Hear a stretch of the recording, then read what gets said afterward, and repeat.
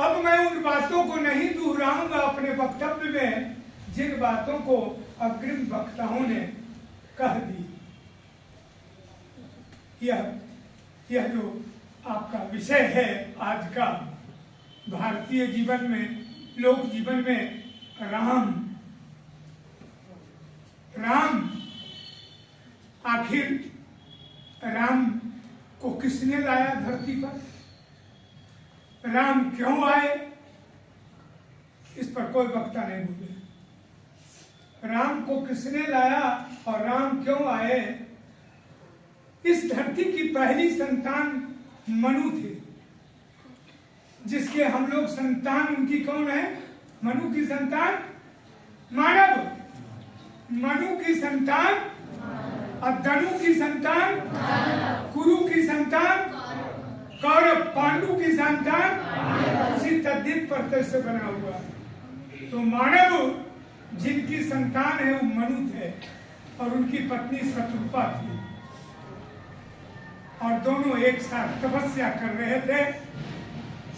तपस्या में नारायण प्रसन्न हो गए, विष्णु प्रसन्न हो गए और कहा आप दोनों वर मांगे, क्या चाहते हैं? इतने दिनों से मेरी आराधना क्यों कर रहे हैं? उन्होंने कहा, शत्रुपा ने, तुम मुझे आपके जैसा पुत्र हो। नारायण ने कहा, हमारे जैसा तो धरती पर कोई आदमी है नहीं, तो हमारे जैसा कैसे होगा? हमारे जैसा के लिए तो हम ही को आपका पुत्र बनना पड़े। शत्रुपा ने कहा, नहीं, हमें आपके जैसा पुत्र चाहिए। तो भगवान ने कहा, तो ठीक है, जाइए, आप ही के गर्भ से मेरी उत्पत्ति होगी, हम आपके लिए धरती पर जन्म लेंगे। और उन्होंने दूसरे जन्म में आकर दशरथ और कौशल्या का रूप लिया, ग्रहण किया धरती पर, और धरती पर ग्रहण किया तो राजा दशरथ के यहाँ राम की उत्पत्ति होती है। राम की उत्पत्ति दशरथ के चौथे चरण में हुई, जिस समय पुत्र की उत्पत्ति होने की संभावनाएं प्रायः नगण्य हो जाती है। और दशरथ इस चिंता से चिंतित थे कि आखिर हमारे जैसा यशस्वी राजा, चक्रवर्ती सम्राट, जिसमें किसी प्रकार का कोई दोष नहीं, उसको संतान नहीं हो। ये कितनी दुखद बात। क्या समाज में जाएगी, चर्चा होगी, लोग क्या कहेंगे कि चक्रवर्ती सम्राट को भी संतान नहीं हुई। तो अपनी चिंता को वशिष्ठ से कहा कि आप हमारे कुल गुरु हैं और मैं आपका शिष्य हूं, हमारी इस चिंता को आप दूर कीजिए। उन्होंने कहा, ठीक है राजन, आपको संतान होगी, उसके उपाय मैं करूंगा। और पुत्र कामेष्टि यज्ञ हुआ और चारों पुत्रों का उसके द्वारा प्रदत्त पायस के द्वारा चारों को 4 संतान राजा दशरथ को हुए। वहीं से राम जन्म से राम धरती पर आ गए और नाम उनका राम रखा गया। नारायण ने ही नहीं कहा था कि आप नाम क्या रखेंगे। नारायण ने कहा, मैं ही आऊंगा, और उसी रूप में आ गए और उनका इस लोक में नाम राम रखा गया। आप सभी लोग जो राम के उदात्त चरित्र को, उनके आदर्शों को जो आज इतनी बखान कर रहे हैं, बोल रहे हैं, सुन रहे हैं, चर्चा कर रहे हैं, आखिर कहां से जान गए आप? जानने के पीछे भारत के दो व्यक्तित्व को यह क्रेडिट जाता है। एक महर्षि वाल्मीकि को और दूसरा जाता है संत तुलसीदास। ये 2 नहीं महापुरुष होते तो राम घर घर में चर्चा का विषय नहीं बनते, राम के चरित्र से लोग अवगत नहीं होते। और इन दोनों पुरुषों के रहते हुए भी आप जानिए कि भारतीय नारियों में और पुरुषों में नारी की विशिष्टता और महत्ता ज्यादा बतलाई गई। अगर तुलसीदास की पत्नी रत्नावली नहीं होती तो तुलसीदास नहीं होते, केवल तुलसी बन के रह जाते। तुलसी को तुलसीदास बनाने के लिए रत्नावली को आना पड़ा। रत्नावली का नाम दूसरे पंक्ति में है। अभी मैं चलूं, सबसे पहला नायक कौन है जिन्होंने राम को धरती पर लाया, और वे थे महर्षि वाल्मीकि। वाल्मीकि बहुत बड़े क्रिमिनल, लुंठक जिसको संस्कृत में कहते हैं, लुटेरा, बटमार, जंगल में कुछ अस्त्र शस्त्र पहना लाठी लेकर बैठे रहते और दिन भर कुछ न कुछ लूटने का काम करते। यही वाल्मीकि का रत्नाकर का काम था। एक दिन नारद जी पकड़ा गए। नारद जी को पकड़ा और कहा अपना तुम्बा सोटा जो है सो रख दो, रखो चुपचाप। ढेर मुनि को हम देखे हैं, रखो चुपचाप। नारद जी ने कहा रखने का तो मैं रख देता हूं, लेकिन ऐसा क्यों करते? कहा इसी से मेरी जीविका चलती है, मेरा मूलाधार यही है जीवन चलाने के लिए। हम अकेले थोड़े, हमारे साथ पत्नी भी है, बाल बच्चे भी हैं। बहाना लिया पत्नी का, बाल बच्चों का। तो कहा बाल बच्चों और पत्नी के लिए तुम डकैती करोगे, चोरी करोगे? कहा तो करूं क्या? तो कहा ठीक है, हम बैठते हैं जंगल में। जरा पत्नी से पूछा तो कि जो कुकर्म कर रहे हो, 302 का मुदारे बन रहे हो, मार कर रहे हो, जान मार रहे हो, इसमें पाप लगता है और इसका दंड तुम्हें मिलेगा। क्या इस दंड की भागिनी तुम्हारी धर्म पत्नी बनेगी? कहेंगे हम जाएं उधर और तुम भाग जाओ, तब बड़ा चतुर लगते। ऋषि तो ढेर पकड़ाए, लेकिन तुम्हारे जैसा प्रबुद्ध ऋषि मैंने पहली बार देखा। हमको उधर भेज के अपने भाग जाने खेत में। कहा तुम्बा सोटा वहां रखो। एक मोटा रस्सी लाया और रत्नाकर बांधा ही पेड़ में और गांठ बांधा अगला पेड़, दूसरे पेड़ में उसका गांठ दिया कि हाथ से ही खोले नहीं। अब गया और अपने परिजनों से बात की। पत्नी ने डांटा कि यहाँ गया कुछ लेके इवेंट किए, घर का जाए। उस पर वाल्मीकि ने, रत्नाकर ने कहा कि आज कुछ लेके नहीं आए हैं, आज कुछ तुमसे लेने आए हैं। कहा क्या चाहिए? कहा हम जो मार रहे हैं, पीट रहे हैं, खून कर रहे हैं, इसका जो पाप लगेगा, इसकी भागनी बनोगे तुम? कहोगे हम काहे बनेंगे? हमको इससे क्या मतलब है? तुम्हारी पत्नी हूं, खिलाना पिलाना तुम्हारा कर्तव्य है। तुम चाहे जो करो, जैसे करो, खिलाओ पिलाओ तुमको, हमने भागनी बने। बाल बच्चों ने कहा हमको इससे क्या लेना देना है, आप जैसा करते हैं फल आपको मिलेगा, हम इसके भागी नहीं बनेंगे। कहा तो दम रुको।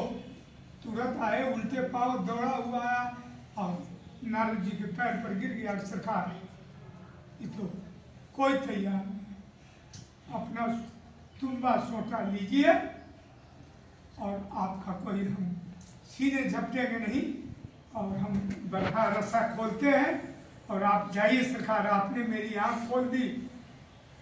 लेकिन एक उपाय बता दीजिए कि अब जो गलती कर चुके उसका क्या उपाय है? अब आगे तो गलती करवे नहीं करेंगे, लेकिन अब उसका क्या उपाय है?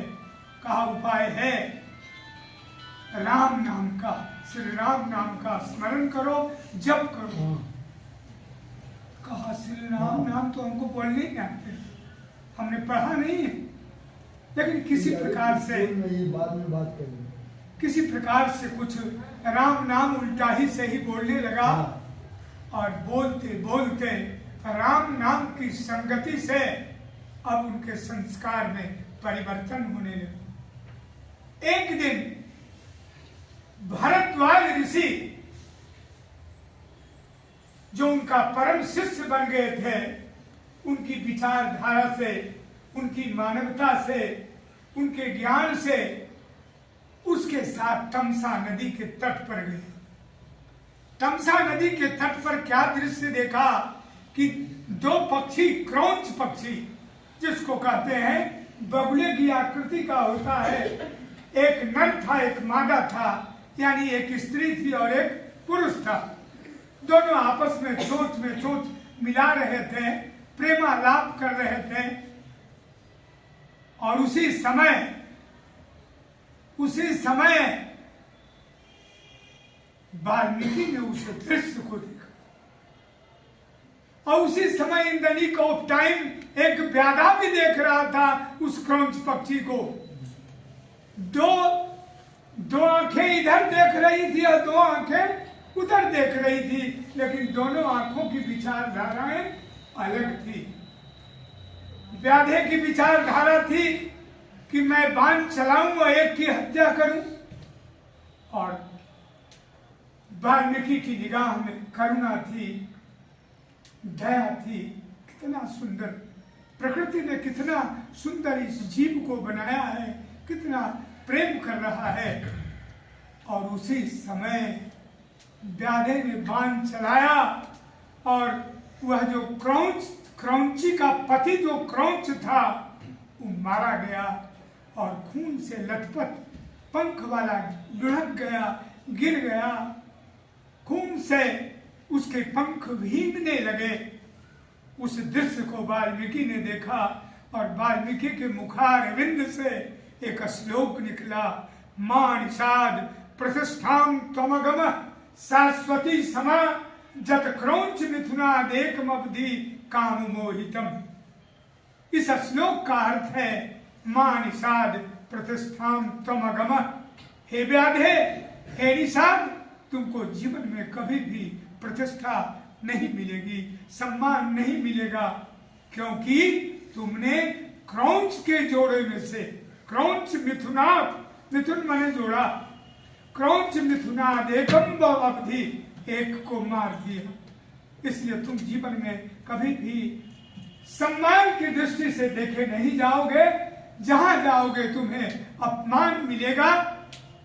और आज भी पहेलिया, गुलगुलिया जिसको कहते हैं, इस पेड़ से उस पेड़ में, उस गांव से उस गांव में भी हिलने कोई उसको देता नहीं। आज भी वह भटक रहा है। महर्षि वाल्मीकि का आज भी उसको श्राप लगा हुआ। इस दृश्य को देखा और विश्व का वह पहला पद्य था, विश्व का वह पहला पद्य था, श्लोक था, मां निषाद प्रतिष्ठान। पहले जो बात बोली जाती थी वो गद्य में बोली जाती, जिसमें हम लोग रोज आपस में बात करते हैं, गद्य में, पद्य में बोली ही नहीं जाती थी। कोई पहला श्लोक ही नहीं बना था। वह विश्व का पहला श्लोक था, इसीलिए उसको इनको वाल्मीकि को आदि कवि कहा गया। उसके पहले कोई कवि नहीं होगा। किसी कवि ने लिखा था, वियोगी होगा पहला कवि, आह से उपजा होगा गान, उमड़कर आंखों से चुपचाप वही होगी कविता अनजान।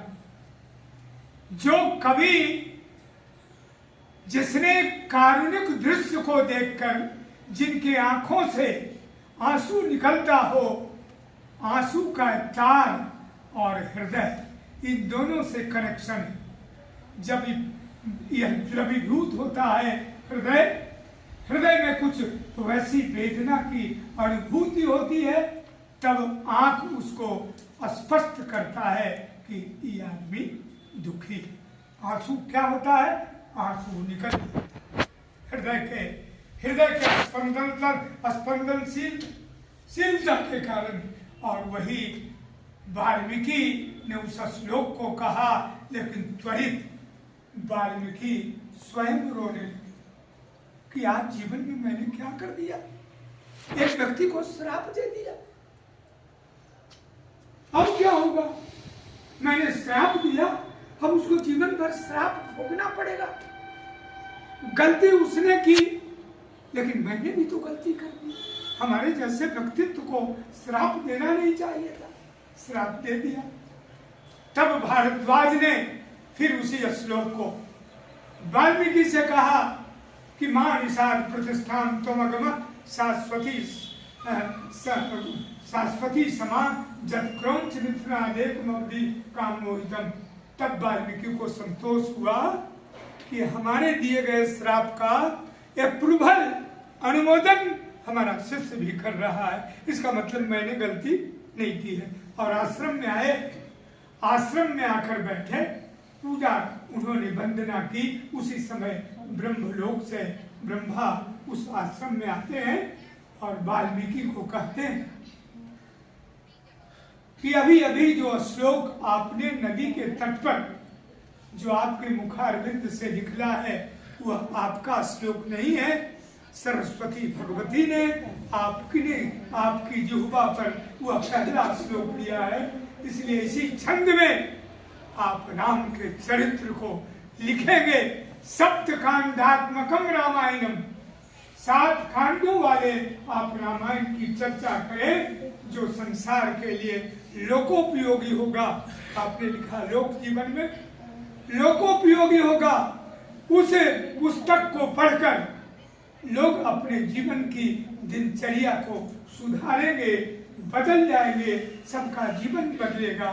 कि वाल्मीकि से सबसे पहले रामायण लिखा गया, लेकिन बड़ी कठिन संस्कृत में, हिंदी उसमें एक लाइन भी नहीं।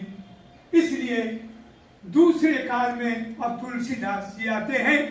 तुलसीदास जी सामान्य पढ़े लिखे, बड़े दुर्भाग्यशाली, उनका जीवन बड़ा दुर्भाग्यशाली था।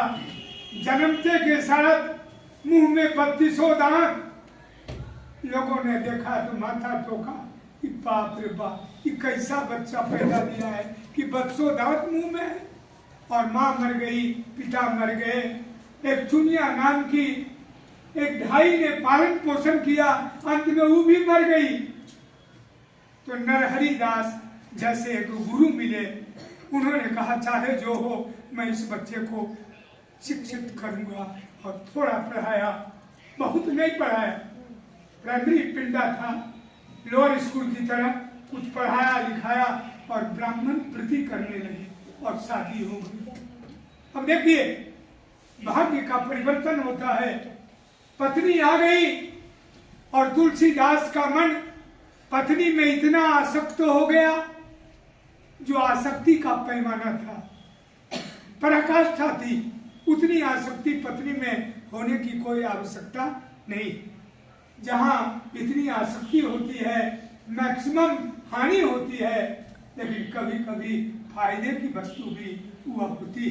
पत्नी कथा कह करके अपनी जीविका चला रहे थे, ब्राह्मण वृत्ति करके कथा कह के आए, तब तक सूचना उनको मिली कि पत्नी तो आपकी मायके चली गई है। सो अब आजकल में तू लौटेगी नहीं। पड़ोस वालों ने कहा अपना पूजा पाठ में जो मिला था घर में पटका और निकल गए सांझे में। और नदी के पार उनका ससुराल था। नदी भादों का महीना, अविरल जलधारा बह रही थी, पार करना था। एक मुर्दा चढ़ के, जो आप लोग जानते हैं, पार उतर गए और सांप लटका हुआ है, पत्नी के पास पहुंचे। अब देखिए बात भी खुलने वाला। पत्नी के पास पहुंचने का कोई महत्व नहीं है। जिस महत्व से तुलसीदास पत्नी के पास, रत्नावली के पास गए, पत्नी के हृदय में वो अभाव नहीं।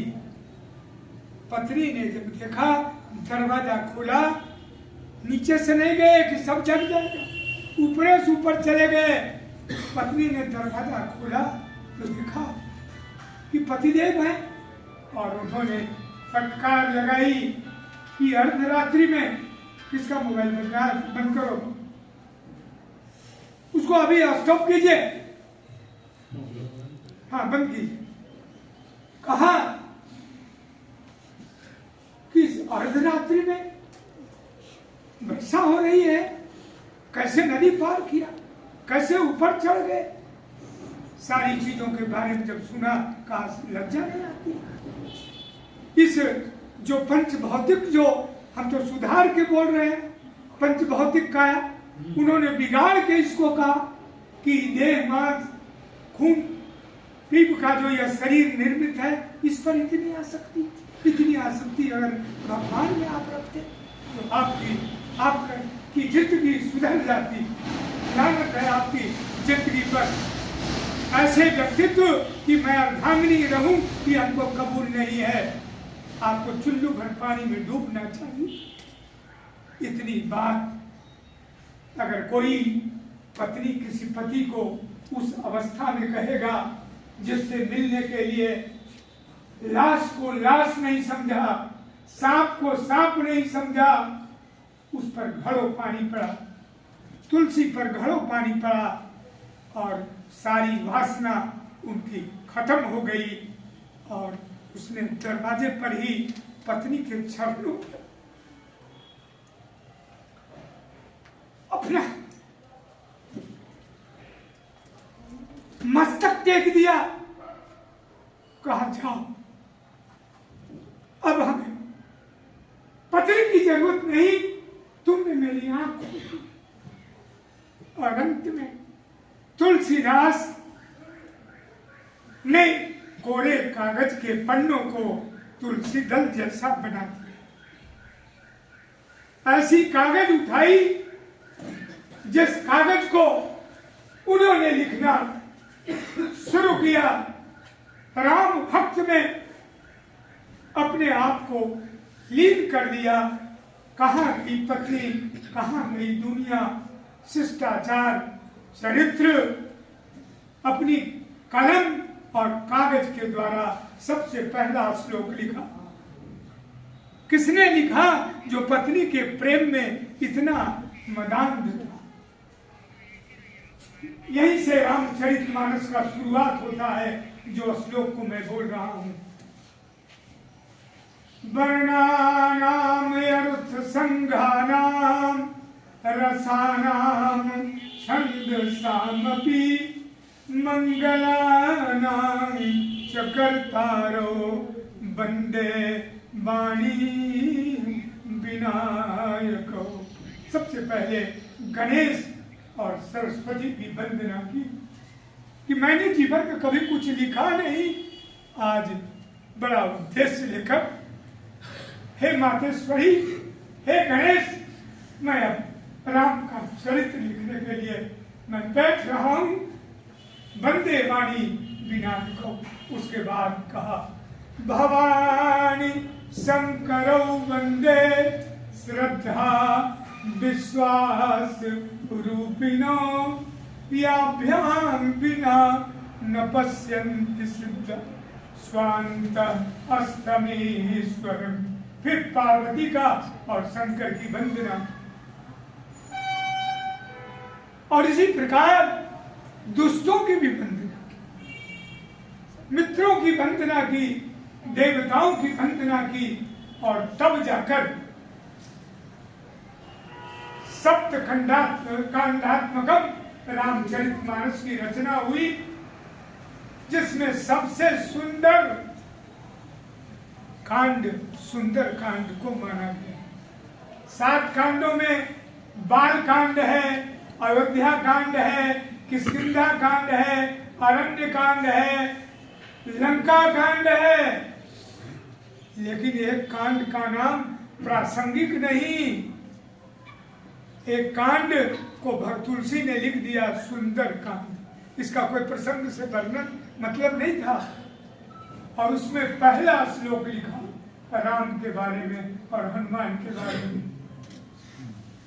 शांतम शाश्वतम अप्रमेय मनघम निर्वाण शांति प्रदम ब्रह्मा शंभु फणीन्द्र सिद्ध मणिषं वेदांत वेद्यं विभुम रामाख्यम जगदीश्वरं सुरगुरुं माया मनुष्यं हरिं वंदेऽहं करुणाकरं रघुवरं भूपाल चूड़ामणि।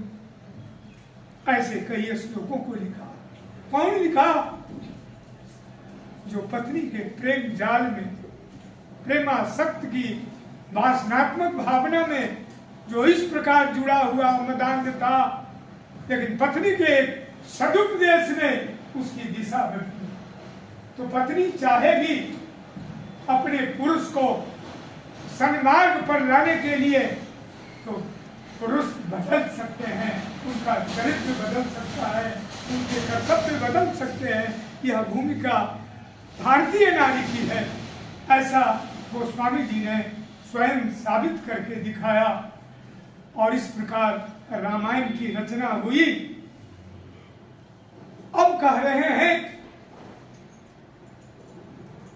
भाई, लोग कैकेयी को बेआबरू कर रहे हैं कि कैकेयी का श्रद्धा से कोई नाम नहीं लेता। आज तक राम रावण युद्ध के बाद किसी ने अपनी पुत्री का नाम, बहन का नाम कैकेयी नहीं रखा। किसी ने कैकेयी नहीं रखा कि बेटी जन्म लिया है इसका नाम कैकेयी रख दे। किसी ने नहीं रखने की हिम्मत की, ऐसा जरूरत नहीं किया। इतना उस नाम से घृणा हो गई। लेकिन इसमें कैकेयी 100% बेकसूर थी। हमने कैकेयी का चरित्र चित्रण नाम की पुस्तक लिखा है, छपी हुई है पुस्तक मेरे पास। कभी इस विद्यालय को भेजेंगे एक प्रति। कैकेयी का चरित्र का वर्णन, इतना उदार चरित्र। हुआ क्या था? जैसे ही राजा दशरथ ने अनाउंस किया कि परसों राम राजा बनेंगे अयोध्या के, राम राज्य का नोटिफिकेशन हुआ, अध्यादेश जारी हुआ, चर्चा का विषय पूरे अयोध्या में हो गई। और उसी समय देवलोक में बैठक बनी। देवता लोग देवलोक में बैठ गए कि महा अन्याय होने जा रहा है पृथ्वी पर। अगर राम राजा बन के रह गए अयोध्या का, तो क्या रामा अवतार राम के राजा बनने के लिए हुआ है? कि बहुत गलत होगा। बृहस्पति की अध्यक्षता में बैठक चल रही थी और बृहस्पति को ब्रह्मा ने आदेश दिया कि आप सरस्वती को बुलाइए। सरस्वती आ गई। बृहस्पति ने कहा कि राम राजा नहीं बने, इसलिए राम की मति को फेर दो, राम की बुद्धि को मार दो। यह कैपेसिटी केवल सरस्वती में थी और किसी में नहीं। और सरस्वती ने कहा कि ऐसा हो नहीं सकता। मैं नारायण की बुद्धि मारूं और संसार में कलंकित हूं कि सरस्वती ने राम नारायण की बुद्धि मारी कि नहीं हो। आप लोगों के उचक्र में मैं नहीं फंसूंगी। तो बृहस्पति ने कहा तो कोई उपाय करो, राम को राजा नहीं बनना चाहिए। कहें हाँ कि मैं कर दूंगा। कहें क्या कीजिएगा? कहा मैं मंथरा की बुद्धि मारूंगी और मंथरा कैकेयी की बुद्धि मारेगी और राम राजा नहीं बनेगा। कहें कि हमारा काम है कि राम राजा नहीं बने, हमारा काम से मतलब है। और सरस्वती ने मंथरा की बुद्धि मारी। जो मंथरा राम की अनन्य भक्त थी, राम की अनन्य भक्ति थी, राम के साथ अतिशय लगाव था। और कैकेयी तो कौशल्या से ज्यादा राम को मानती। अब सब जगह तैयारी हो रही है और सरस्वती आई अयोध्या और मंथरा की बुद्धि मारकर वो प्रस्थान करेगी। अब मंथरा ने कैकेयी की बुद्धि, कैकेयी ने ऐसा चाटा मंथरा को लगाया कि क्या बोल रही है रे खचड़े, तुमको लज्जा नहीं आती? राम के संबंध में ऐसा बोल रही है। अंत में समझाते समझाते जिसकी बुद्धि स्वयं सरस्वती मार दे, और जब सरस्वती की योजना होगी तो दुनिया की किसी की बुद्धि सद्बुद्धि नहीं रहेगी, बल्कि कुबुद्धि हो जाएगी उसके अंतर्गत। और सारा खेल सरस्वती और विधाता के द्वारा यह रचित था। इसमें मंथरा और कैकेयी बिल्कुल 100% बेकसूर थी, उसका कोई कहीं कसूर नहीं था। और अंत में लोक निंदा का पात्र बनी, लोकापवाद की पात्र कैकेयी बनी, लेकिन राम की दृष्टि में कैकेयी सब दिन आदरणीय। हमने कहा है कि जिन बातों को लोगों ने कह दिया है उस बात को मैं नहीं कहूंगा। अभी समय है कुछ कहने का? जी है। अब बुद्धि मारी चली गई, राम जंगल को चले गए। और जो बार बार लोग कहते हैं कि राजा दशरथ ने ऐसा कहा कि 14 वर्ष के लिए जंगल जाओ, तो राजा दशरथ ने नहीं कहा। राजा दशरथ ने अपने से राम को नहीं कहा कि तुम 14 वर्षों के लिए जंगल जाओ।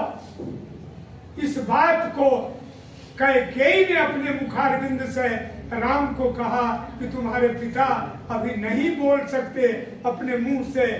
दरअसल में बात यह है कि इन्होंने 2 वचन दे रखा है और ये अब मुखर में है अपनी वाणी से, और एक इस वंश की मर्यादा को खत्म करने जा रहे हैं, इसीलिए ये अपने नहीं कर रहे हैं। असल में बात यह है कि मैंने 2 वरदान जो पूर्व में प्रदत्त है, अब उसकी कथा जाने में एक बात नहीं बताया। राम के उदात्त चरित्र को सत्यापित करने के लिए एक दिन नहीं, सामान्य कथा 7-9 दिनों की, और उससे थोड़ी सी अच्छी कथा 1 महीने के लिए, और अच्छी से कथा साल भर लगेगी। तब राम का चरित्र सत्यापित होगा और आदमी पूरी तन्मयता से जब प्रबुद्ध व्यक्ति सुनेगा तब उसको राम के स्वरूप की जानकारी होगी। और राम जंगल चले गए। राम जंगल चले गए।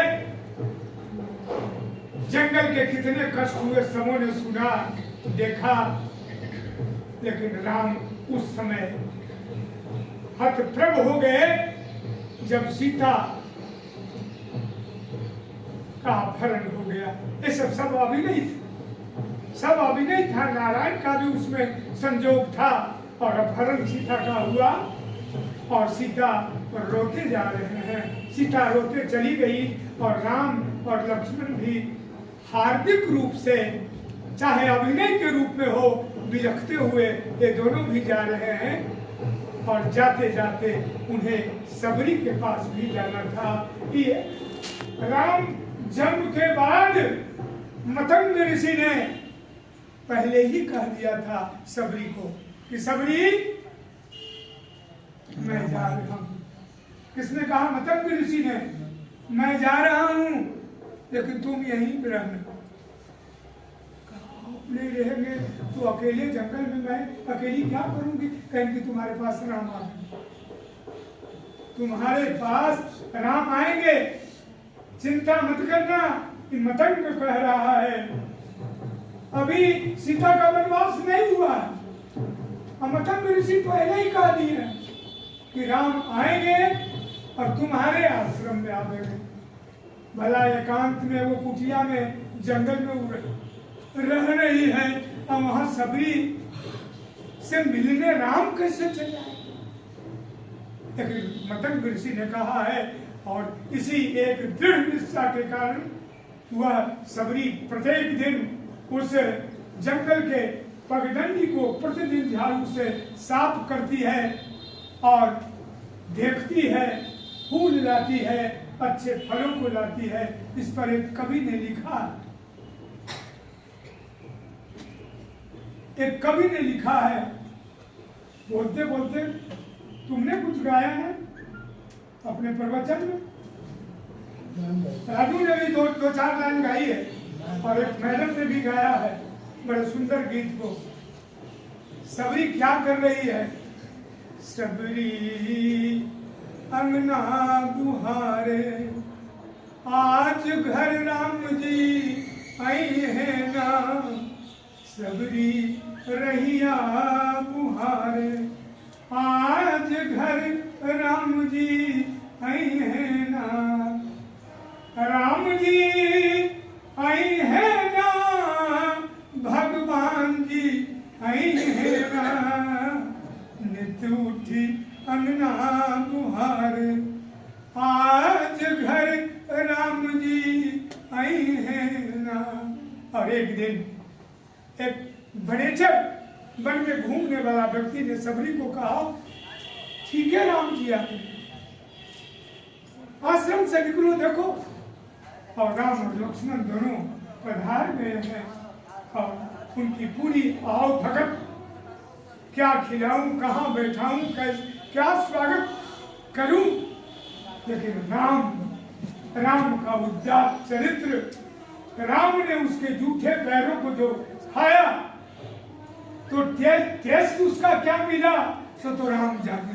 लेकिन राम ने जो उसकी अभिव्यक्ति की लक्ष्मण ने फेंक दिया, और राम ने उस जूठे पैर के स्वाद की जो अभिव्यक्ति की, कहा सबरी इतने सुंदर फल इस जंगल में कहां से मिल गए? मैं तो चक्रवर्ती सम्राट का बेटा हूं, मैंने ऐसे सुंदर फल को तो अयोध्या में कभी खाया, कहां से आती हो तुम? और उसके मान को बढ़ाया। ये सुन के सभी का हृदय बिल्कुल गदगद हो गया कि लगता है मेरे स्वागत से प्रभु राम प्रसन्न है। और राम ने कहा कि सबरी मैं जा रहा हूं, अब एक काम में लग। राम ने किससे कहा? सबरी से कहा, एक काम मेरा कर दो। सबरी बता गई कि हम प्रभु आपका काम कहेंगे। हाँ तुम इस काम हो। कहा क्या काम? हमारी पत्नी सीता का हरण हो गया है, वो कैसे मिलेगी, कैसे हम जाए, कहाँ जाए, ये समझ में नहीं आ रहा। सबरी ने कहा प्रभु मेरी परीक्षा लेना चाहते। कहा ठीक है, मैं एक बात बताती हूँ कि सामने इस रास्ते से जाएं, वहां पंपा सर मिलेगा, वहीं ऋषिमुख पर्वत है जिस पर सुग्रीव अपनी बानरी सेना के लेकर अभी टिके हुए हैं, और वहीं हनुमान से आपका परिचय होगा और सारे काम आपके तमाम हो जाएंगे। उन्हीं सेनाओं के द्वारा सीता की मुक्ति होगी और आपका काम बनेगा। इस सबरी ने कहा, और सबरी ने एक बात और कहा कि उस जो मतंग ऋषि ने हमको यह भी बताया था कि ऋषिमुख पर्वत पर उसके भाई बाली को श्राप दिया गया है उन्हीं के द्वारा कि अगर ऋषिमुख पर्वत पर तुम अगर चले गए तो तुम्हारी हत्या निश्चित, तुम नहीं बचोगे। इसीलिए सुग्रीव ने उसी पर्वत को चुना था, ऋषिमुख पर्वत को, और वहीं गए हैं जहां बानरी सेना से हनुमान ने परिचय कराया है। फिर लंका गए। एक चीज और बता दूं, लंका की दो बातें, एक तो शक्तिवान लक्ष्मण को लगा है, और राम जैसे धीर गंभीर भगवत स्वरूप भक्त को भी, ईश्वर को भी, नारायण अवतार को भी रोना पड़ा है अपने भाई के वियोग में। उसी समय जामवंत जी ने कहा है कि भगवान इस समय रोने का समय नहीं, आप रोना बंद कीजिए। अब 8 घंटे रात्रि है, और 8 घंटे रात्रि के बाद अगर सूर्योदय हो गया तो लक्ष्मण को दुनिया की कोई शक्ति नहीं बचाएगी। राम चुप हुए हैं, और राम ने कहा है क्या उपाय है उसका, मैं क्या करूं। आज तो मुझे भी कुछ नहीं सूझ रहा। इस पर जामवंत जी ने कहा है कि विभीषण जी आपके दल में हैं, और विभीषण जी बताएं कि जब ऐसे बाण लंका में है जो आदमी तुरंत अचेत हो जा सकता है, केवल प्राण उसके शरीर में रहेगा, और इसके प्राण कैसे लौटे, ये दवा लंका में जरूर है। विभीषण ने कहा दवा तो है, लेकिन बड़ी कठिन बात। कहा क्या? कहा यह रावण का वैद्य सुखेन जी को केवल जानकारी है, और सुखेन राम का वैद्य नहीं, रावण का वैद्य।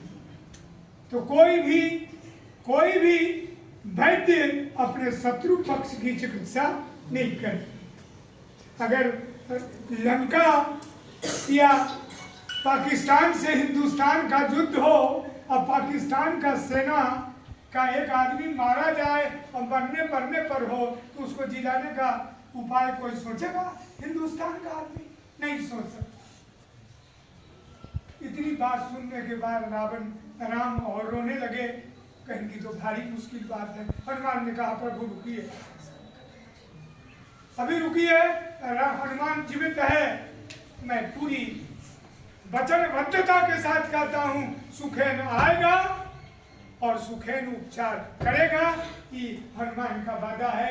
और हनुमान जी गए हैं, और हम सुखेन वैद्य आने में असमर्थता व्यक्त करता, लेकिन हनुमान जी उसके हॉस्पिटल सहित पूरे मकान को ही अपने हाथों पर लिया और राम दल में लाके छोड़ दिया। राम दल में आ गए तो सुखेन ने कहा, अब राम की परीक्षा सुखेन ले रहा है कि मैंने सुना कि राम भगवान है।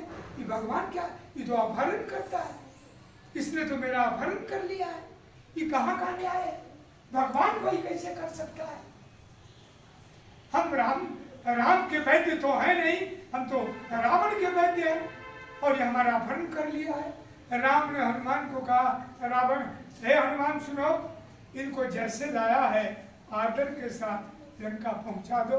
लक्ष्मण को मरना स्वीकार्य है, लेकिन मेरे नाम बदनाम हो जाए यह बात मुझे स्वीकार्य नहीं है। इस पर सुखेन ने कहा, मान लिया कि आप सच माने में भगवान हैं। अब उन्होंने उपाय बताया है कि द्रोण पर्वत से दवा आई है और लक्ष्मण जी जीवित हो जाते हैं, और अंतिम कड़ी है रावण की मृत्यु। इस रहस्य को बहुत कम लोग जानते हैं, नहीं के बराबर जानते। सब लोग मारे गए, अब रावण बचा हुआ है, और राम और रावण में युद्ध चल रहा है। लेकिन रावण मरता नहीं। राम के सारे अकिल, राम की सारी बुद्धियां, राम के सारे बाण निष्फल चले गए। रावण को कुछ होता नहीं है। हो कैसे? जिस समय राम के पहले रावण, कुंभकर्ण और विभीषण ने युद्ध तपस्या की, और तीनों ने तपस्या करके ब्रह्मा को प्रसन्न किया, और ब्रह्मा ने कहा कि हम आप तीनों की तपस्या से प्रसन्न हैं, आप लोग बना दीजिए। रावण ने मांगा कि मैं किसी के हाथों नहीं मरूं, हम मरने नहीं करें और किसी के हाथ नहीं। तो कहा ये तो संभव नहीं है। अच्छा सोचते तुम क्या मानते हो? कुंभकर्ण से कहा कि हमें इंद्रासन चाहिए, इंद्र की गद्दी। विभीषण ने कहा कि हमें केवल भक्ति चाहिए और कुछ नहीं। हमें आप भक्ति दे कि हम भगवान की भक्ति करें। तीनों को तथास्तु कर दिया, और तब रावण को कहा, ऐसे हाथ किया और बाण आ गए एक सुंदर, और रावण के हाथ में दे दिया कि आपकी मृत्यु इसी बाण से होगी, लीजिए। अब अपने बाण को आप जितना सुरक्षित हो सकता है आप सुरक्षित कर लीजिए, इसी बाण से आपकी मृत्यु होगी और दुनिया की कोई शक्ति नहीं। बालिकाएं सुन रही है? अपने अभी आपकी बाल्यावस्था है, कुछ दिनों के बाद युवावस्था आएगी और फिर आगे माता भी बनेगी और अपने अपने बच्चों को समझाना होगा। सारी बातों जो वर्ग में पढ़नी पड़ती है पूरे जीवन में उतारनी पड़ती है। अब क्या हो गया, रावण ने उस बाण को सबसे सुरक्षित रखने का उत्तरदायित्व अपनी पत्नी मंदोदरी को दे दी कि देखो भाई मेरे प्राण इसी में है, अगर मुझको जीवित रखना चाहती हो तो इसको सुरक्षित रखो, जहां रखो। मंदोदरी ने पिलर में उस बाण को सुरक्षित करके पिलर को प्लास्टर या जैसे भी हो कर दिया। जब नहीं मरने लगा रावण तो राम के कान में जाकर विभीषण ने कहा आपके किसी बाण में वो क्षमता नहीं है कि रावण मारा जाए। कहेंगे वह बाण तो लंका में मंदोदरी के पास। हनुमान जी का कान उधर था, ध्यान दूसरे जगह था, उन्होंने ये बात सुन लिया। विभीषण से पूछा कि बाण कहाँ है? कहेंगे हम क्या जाने, उस बाण की मालकिन कौन है? मंदोदरी है, उसके पास है। कहेंगे यह बात भी हाँ, बस कहेंगे आप लोग चुप रहे। हनुमान जी भी ये अंतिम काम तो करिए रहे। हनुमान जी चले और वहां जाके ज्योतिषी का रूप धारण किया। ज्योतिषी मैंने समझती हो, भूत भविष्य वर्तमान जानने वाला, समझ गए? बन गए, ब्राह्मण का रूप धारण किया। संसार में ब्राह्मण का पोशाक अत्यंत आदरणीय होता है। बढ़िया धोती, कुर्ता, तिलक, चादर और कुछ किताब रख लीजिए तो सब लोग प्रणाम करेंगे। और बहुत बड़ा विद्वान और पंडित भी हाथ में दैनम रिवॉल्वर लेकर नगर में घूर जाए तो प्रणाम करेगा? नहीं करेगा। करेगा तो डर से करेगा, आदर के साथ नहीं करेगा। कि ज्योतिषी के रूप में पहुंचे और कई लोगों को भूत भविष्य वर्तमान जब बताने लगे कि सूचना मंदोदरी को भी। आप महारानी चिंतित क्यों है? ज्योतिषज्ञ आया हुआ है बाहर का, तो सब कुछ बता देगा आपको। कहीं जल्दी बुलाओ उसको। हनुमान जी आ गए, जो चाहते थे वही हुआ प्रभु की कृपा से। मंदोदरी ने पूछा कि जरा हमें बताएं, हमारे पति युद्ध क्षेत्र में हैं, कैसे बचेंगे? कहेंगे आप मंदोदरी हैं क्या? कहेंगे हाँ, हम क्या युद्ध तो चल रहा है और निर्णायक दौर में है, किस क्षण मारे जाएंगे इसका कोई ठिकाना नहीं है, लेकिन उनका प्राण तो आपके हाथ में है। सो कैसे आप जानते हैं? कहेंगे बाण तो आप ही सुरक्षित रखे हैं। कहेंगे हाँ ये बात जानते हैं आप? कहेंगे तो आप तो भविष्य वक्त है और भविष्य और भूत को जानने वाले हैं। कहेंगे तब क्या करूं? कहेंगे एक लोटा जल लाइए और पहले ही खाली बता दीजिए कि कहाँ पर बाण है। वो पिलरवा दिखा दिया हनुमान जी और अपने पानी लाने गए।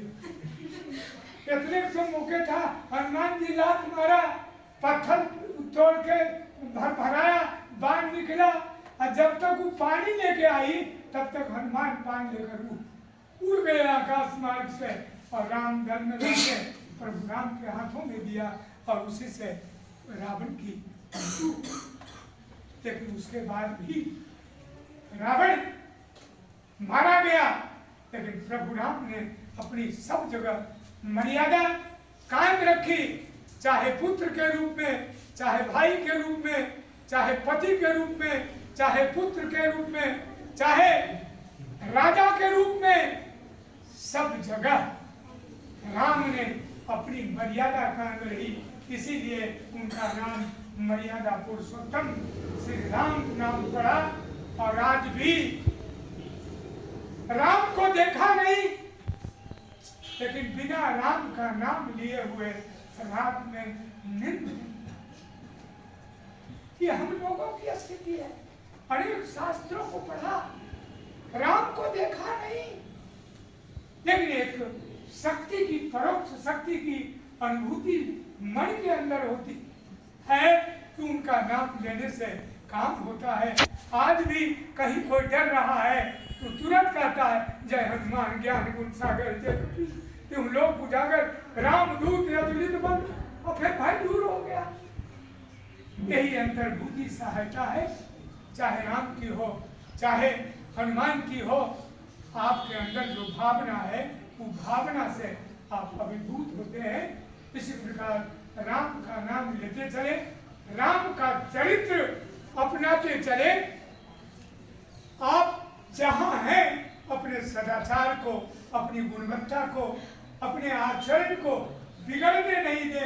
यही सावधानी है। जहां गुरु मिलते हैं, जहां अभिवादनशील से, अब व्याख्यान को समाप्त कर रहा हूं, अभिवादनशील नित्यं वृद्धोपसेविनः चत्वारि तस्य वर्तन्ते आयुर्विद्या यशोवनम। विद्यार्थियों के लिए एक श्लोक जरूरी है। अभिवादन का स्वभाव रखने वालों की और नित्य बड़े बुजुर्गों की सेवा करने वालों की 4 चीजें बढ़ जाती है, आयु, विद्या, यश और बल।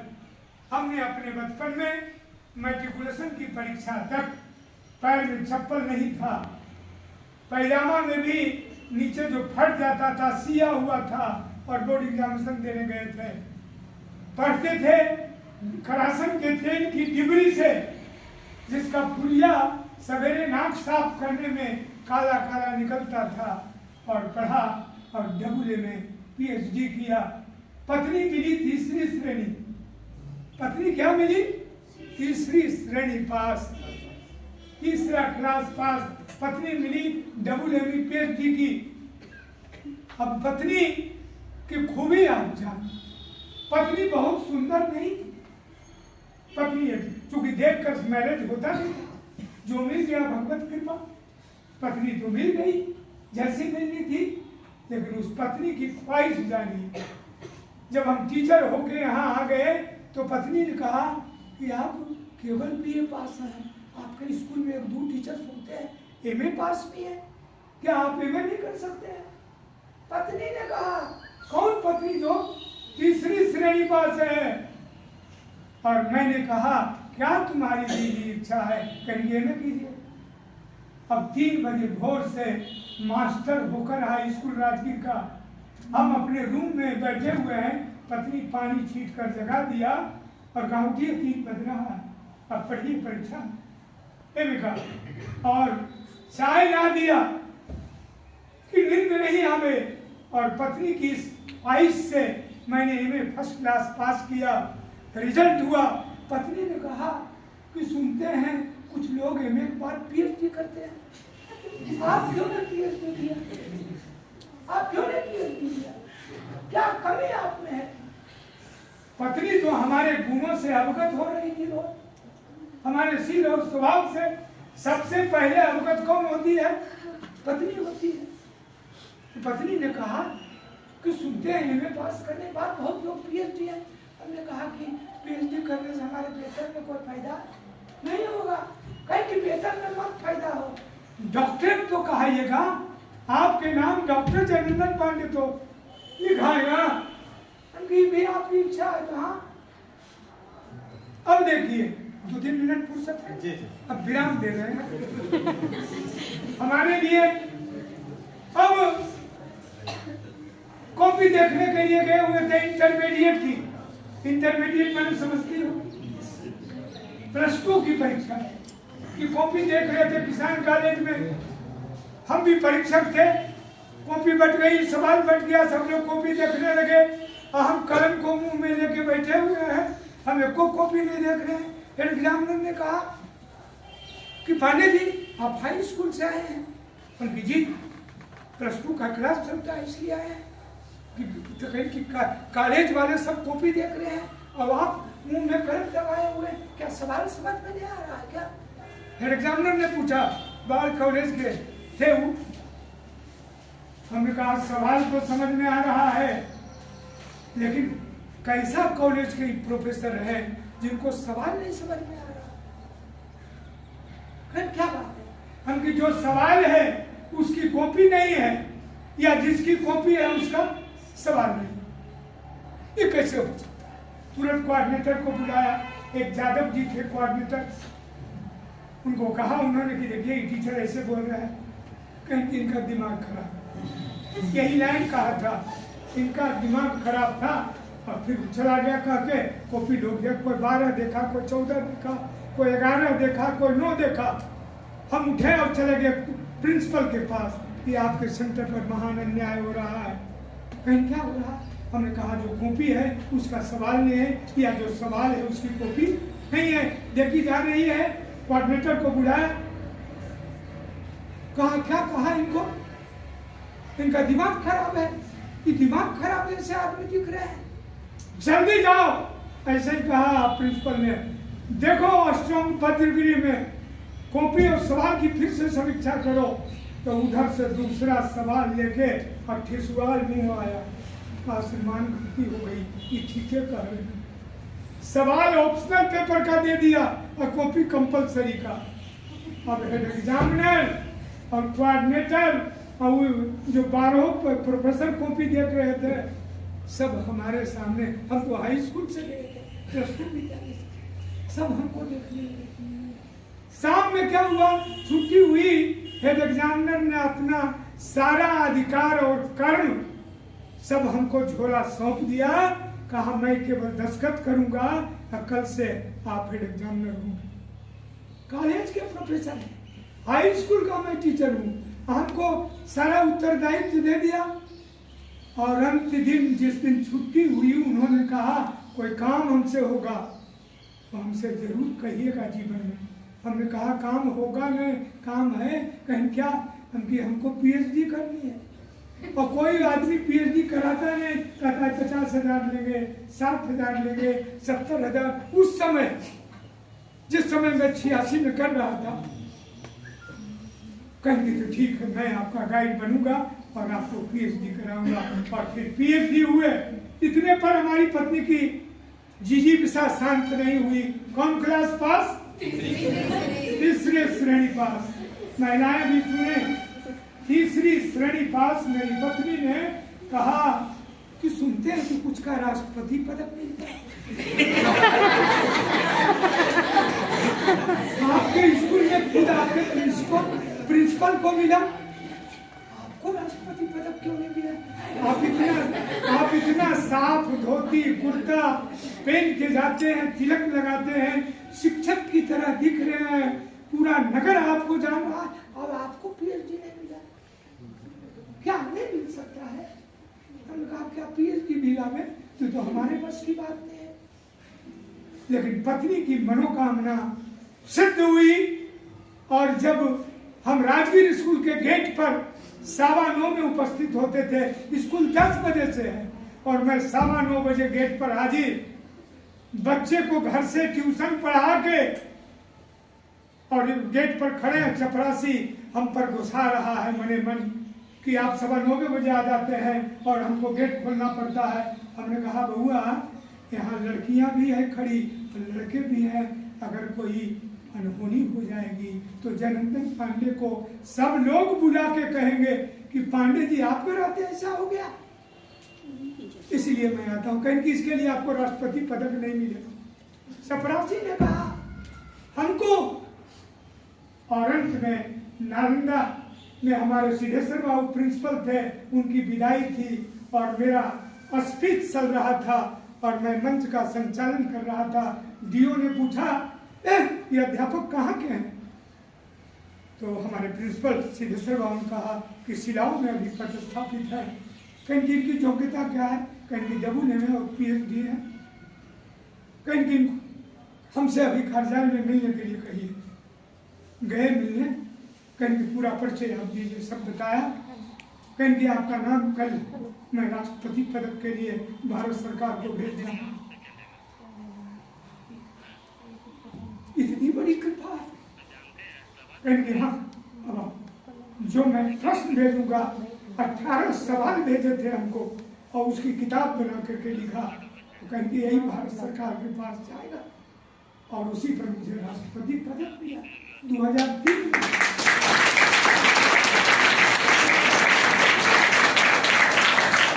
और आदमी को मिला जिसको बचपन बचपन में मैट्रिकुलेशन था, चप्पल नहीं था, चप्पल नहीं था, पैजामा भी उजला रंग का पैजामा था, लाल रंग से माता जी ने उसको सी दिया, तो फट गया था अंगूठा से, लाल रंग से सी दिया था माता जी ने। तो जीवन में एक ही चीज पर मैंने ध्यान दिया कि आचरण की शुद्धि हो और वस्त्र की शुद्धि हो। सब दिन मैं उजला कपड़ा पहनता हूँ, आज आया मैं थोड़ा सा रंग बदल। क्यों आया?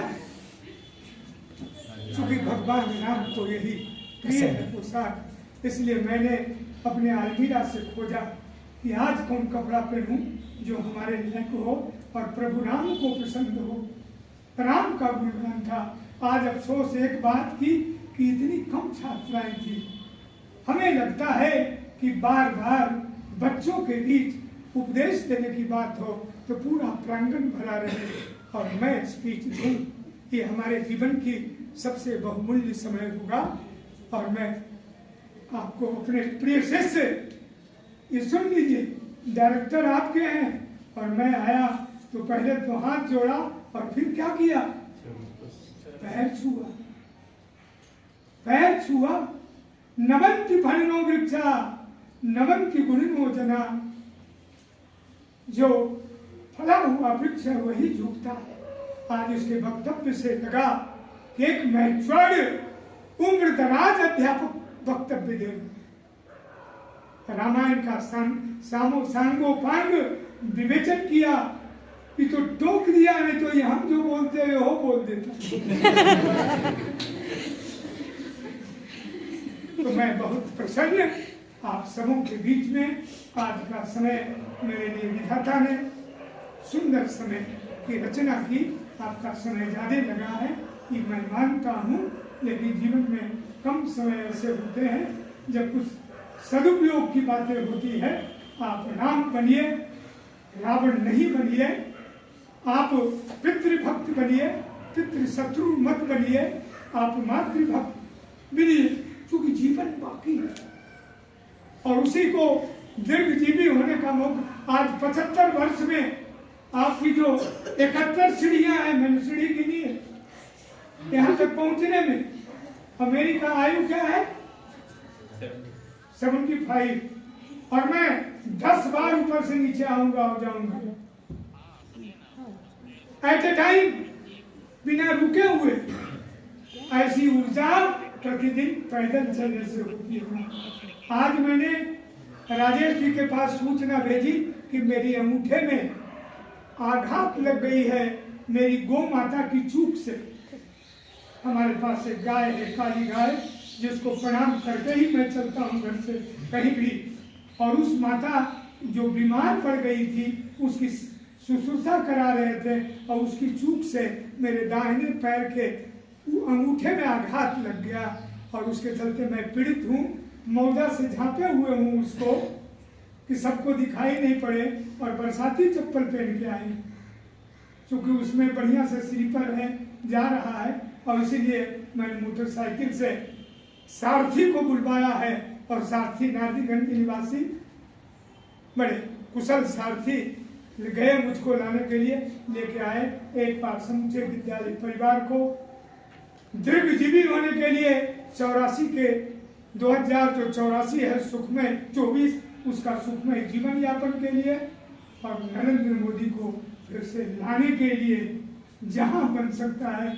चूंकि अब तक जब से भारत आजाद हुआ, ऐसा व्यक्तित्व, ऐसा प्रधानमंत्री, ऐसा लोकप्रिय, ऐसा अंतरराष्ट्रीय प्रिय कोई देश को नसीब नहीं है जैसा है।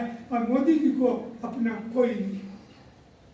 जब अपनी माता को भी अपने दिल्ली आवास में नहीं रखते हैं, किसी भाई आदमी उनका दुकान में, परचून की दुकान में बेच रहा है नमक तेल मसाला, उसको तो चाहते बहुत बड़ा आदमी बना देते, लेकिन ऐसा मोदी जी ने नहीं किया। ऐसे मोदी को आना चाहिए। और अजय मोहम्मद के साथ और उसकी तुलना एक टी शर्ट पहने हुए आदमी कर रहा है, ये कभी संभव है? कभी संभव है? नहीं। मोदी जी में एक ही दोष है कि वे साफ पहनते, मोदी जी की पोशाक हमेशा साफ रहती है, भोजन तो सामान्य लेते हैं। आज तो 11 दिन से भूखे, केवल नारियल का पानी पी रहे। ऐसा मोदी का व्यक्तित्व है, विकास है। तो राम का आह्वान इसलिए भी करें कि मोदी जी फिर से आवे। एक बार बोलिए सियावर रामचंद्र की जय। राकेश नंदन जी के लिए भी एक बार ताली, उनकी पत्नी